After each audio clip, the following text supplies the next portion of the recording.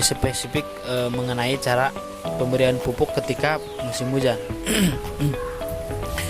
Oke sahabat tani semua, langsung saja ya.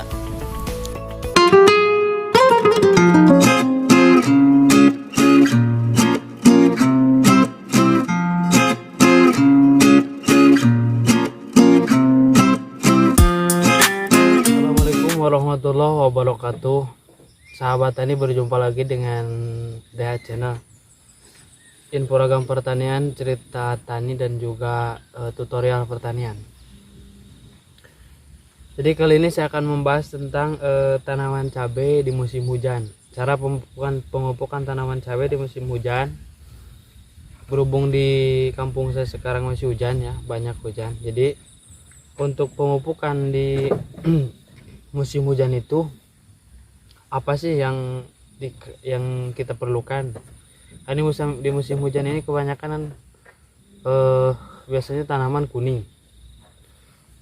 kuning terus banyak yang terkena dengan jamur.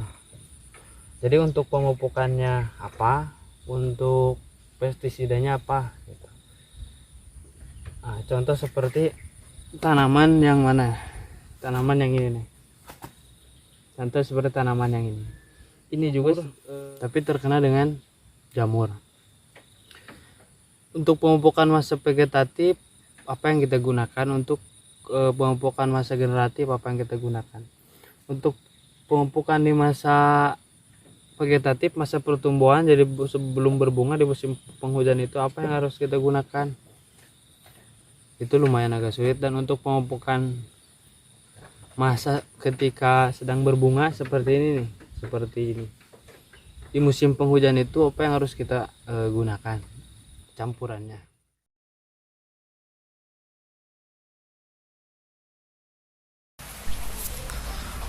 Nah, ini tanaman-tanaman saya pada musim hujan.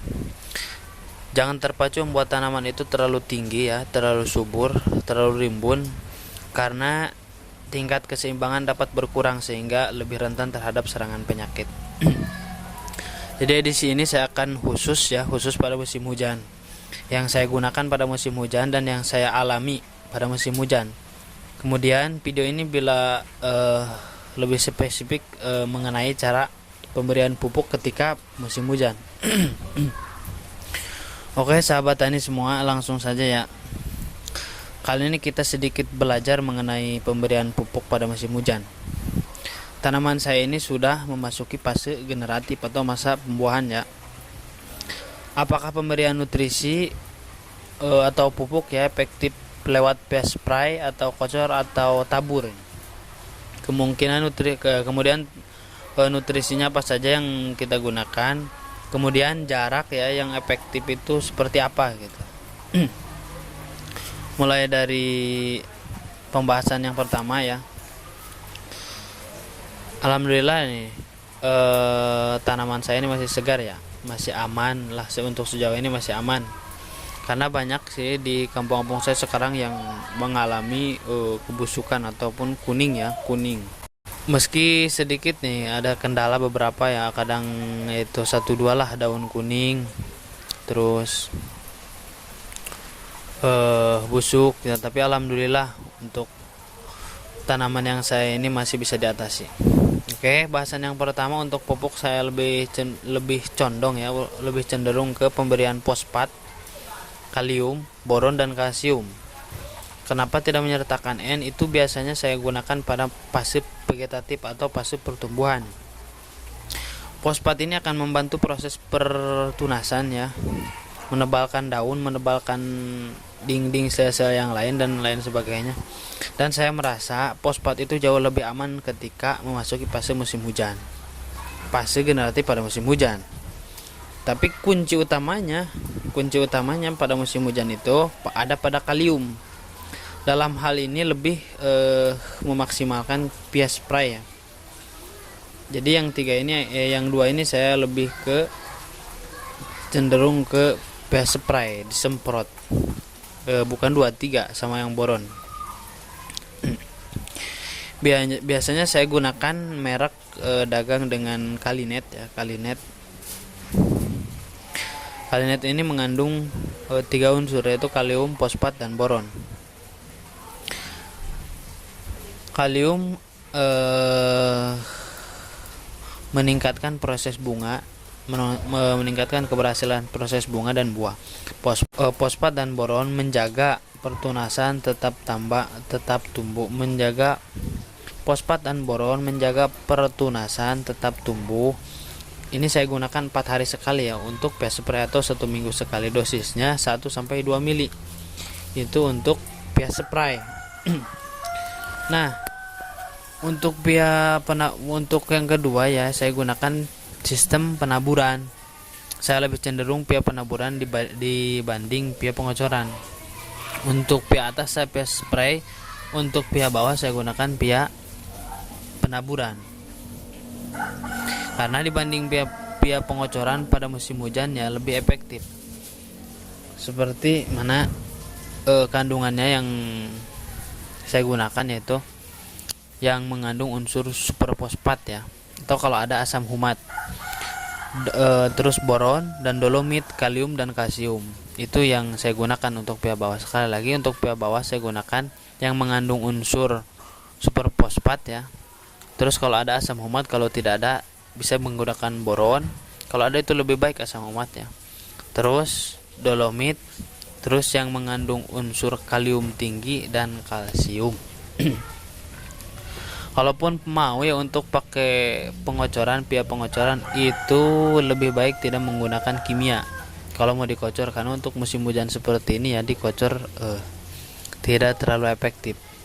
Tapi kalau mau pH pengocoran itu lebih baik menggunakan agensi hayati ya, seperti Trichoderma Bosalius ya, untuk memperbanyak musuh-musuh alami dari jamur dan bakteri yang ada di tanah. Kalau pH pengocoran itu pun tidak yang tidak mengandung klor ya. Jadi kalau mau menggunakan pH pengocoran itu yang non klor.